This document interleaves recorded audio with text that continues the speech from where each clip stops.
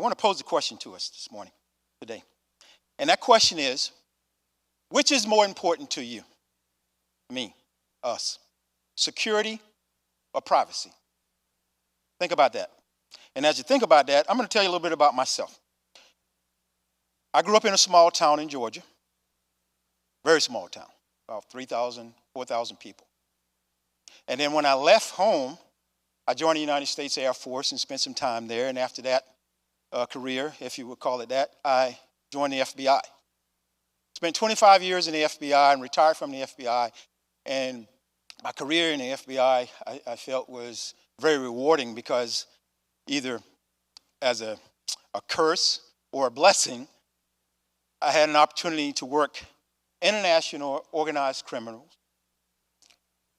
corrupt public officials, international terrorism, and go after spies. And those experiences is what brought me here today to have this discussion with you guys and talk about security and how we need to work together. Many of you here today may not remember 9/11. But 9/11 was a change point. 9/11 was that point in the world whereby the world community started to look at security in a different light. And what I mean by that is pre-9/11, and specifically governments and law enforcement within the governments, looked at security as a reactive thing. We may have put measures in place, but it was a reactive thing. If something happened, we go out and we look at what caused it to happen and try to come up with fixes to assist and help it not happening again. In theory, that's an idea, but in reality, that don't work. After 9/11, we realized we had to become more proactive.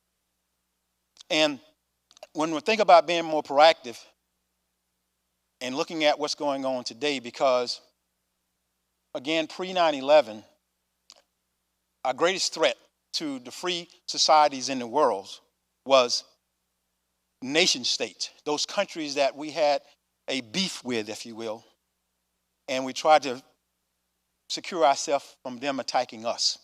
But now, particularly the younger generation, you guys, you're living in a world by that threat is directly against you.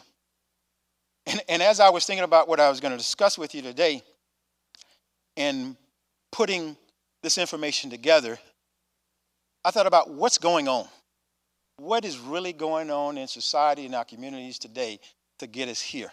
And as I put up these little different pictures, and as I put one on the slide, another event would occur. Let's think about it. The past 30 days, we had college students, multiple college students, and I'm going to use the word massacred in Idaho. We had athletes coming back from a trip shot and killed at the University of Virginia. We had a manager at a store in Virginia that decided he was angry and that day purchased a weapon on that day, shot and killed his coworkers. So what is going on? That's the question I had to myself. Why is it that this threat, this security threat that we have today seem to be at epidemic proportion? And again, it comes down to the world has changed. And from a security perspective, the start point is 9/11. We change how security professionals, if you will, look at how security need to be deployed, applied, enforced, if you will. We have globalization. You guys here today, you got that little mobile device. You can do anything, anywhere, anytime in the world. Talk to family members across the world. Talk to friends across the world. Talk to friends in the chair next to you. Tell you a quick story. When I was still in the FBI, this is the difference in the generations. We were in a meeting, and there was an older agent in the room with us and a younger agent, millennial. I asked the question, somebody was late for the meeting, and asked the question, can you go get such and such? The older agent stood up, walked down the hallway to look for the person. The younger agent pulled out the device and started texting the person. That's the difference in how we look at the world and the changes that are going on in the world in some fashion. And security is no different.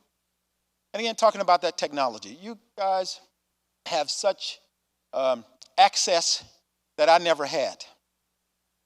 And how we need to work together to make sure, one, that technology is beneficial to us in our communities, but also protect against its use to endanger us in our communities.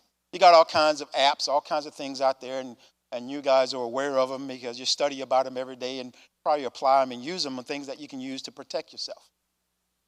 But the world has changed. The world is changing.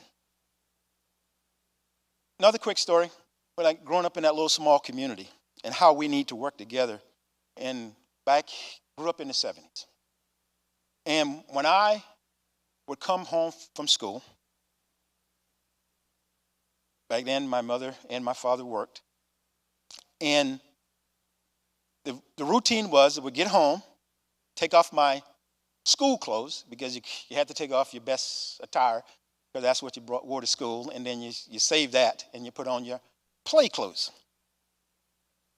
But the routine was she left me a snack, I changed my clothes, left me a snack, and I would do my homework. But the point I'm trying to get to in this story is that I'm going to call her Miss Smith. Miss Smith lived down the street, a couple houses down, but she knew everybody's business. I mean, everybody. Miss Smith, when my mom would get home, she could tell my mom that, hey, Rick, he came out at such and such. And he came out too early to have done his homework. So he probably didn't do his homework. But back then, we had a term for Miss Smith, nosy. Nosy. But today in the security environment, we need nosy. The government come up with these corny terms sometime. And they are corny, but they are practical. And one being, see something, say something. When you think about that term, that's a nosy term. That means you and I, if I see a neighbor, a friend, even a family member engaging in concerning behavior, we need to say something to somebody. Example, a few years ago we had a school shooting down in Florida. The young man who conducted that shooting had planned that event for over a year. 1 year prior to him shooting up his classmate, killing a few of them, decided he was going to conduct this event. A family member knew of some concerning behavior about this individual, reported it, but not in a timely fashion, but did report it. Law enforcement didn't respond in a timely manner, and we end up having young individuals shot and killed. Going back to see something and say something, being that nosy neighbor.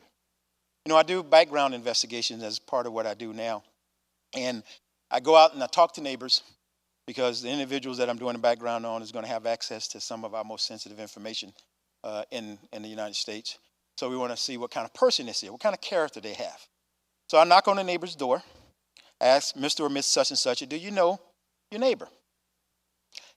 9 out of 10 times, they would say, no, not really. I see them come and go, but I don't know anything about them. Is that the change that we want in our world, that our neighbors don't even know who we are? Many of you may live in the dorms. Do you know your suite mate? Do you know the person across the hallway from you? You may still be living at home. Do you know your neighbor? Do you say hi? Do you talk to them? Do they know anything about you? I'm not saying our neighbors should be in our personal and most sensitive business, but we should know who they are and they should know who we are. because those are the folks who's going to be the first line of defense against a threat that may come against us. They need to know who we are, and we need to know who they are. The world has changed. Now back to my question. Privacy versus security. Which is more important to us? Or is there a conflict between the two? Can they work together? Can they work together? You know, law enforcement personnel, people, have a duty-bound obligation to protect our constitutional rights. And as a law enforcement official, retired now, when I was in law enforcement actively, the amendments that was most prevalent for me and for us was our 4th, 5th, 6th, 7th, and 8th Amendment. I'm not trying to say, some of you guys may be in law school and know these amendments better than I. But we're not trying to make you educated on the amendments, but make you understanding what they are. Of course, the 4th is a protection against our rights against unreasonable searches and seizures. Meaning the government just can't walk up to your dorm room, knock on your door, and walk in and start looking around without, 1, your permission, or 2, having a lawful reasoning for being there. Of course, our 5th Amendment, what you hear about on TV all the time, is you have a right to remain silent. If you don't want to remain silent, you have a right to an attorney, and if you can't afford an attorney, and on and on and on. You've heard it enough on TV. So we have a protection against that. In the free world, not only the United States, but throughout the free world, we have a constitutional right or some governmental right for free speech. So the government just can't squash our ability to express our opinions. So we have that right. And in those rights, our security and our privacy are protected in those rights, or they are protected. So I ask you again, which is more important to you? Should you, and are you willing to give up certain rights to have your security protected? Because that's 3 things that we all look to protect, right? 3 things, 3 areas, if you will. We want to protect ourselves, our person.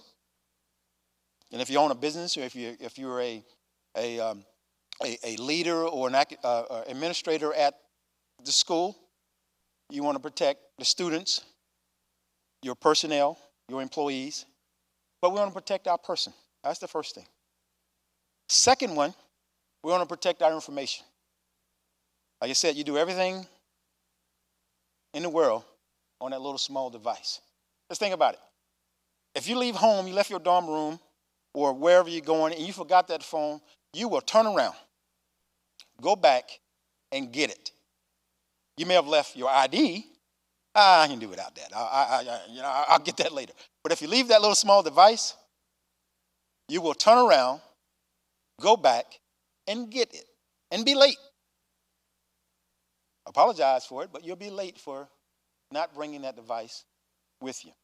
And then we want to protect our physical surroundings, our facilities, if you own a business, if you have a nonprofit, if you're at this school. We want to protect this physical surrounding.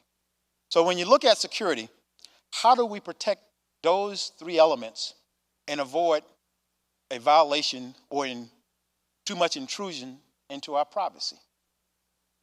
And that's the battle that we fight, we go about each and every day. How do we do that? And it comes to what is security. And those are the areas, again, that we want to protect. So we have to share it, we have to protect against it, and you have to have a plan. And as I conclude with you today, again, protecting those privacies, our privacy, and protecting our security is something that we all want to engage in. And we have to be a team and work together to do that.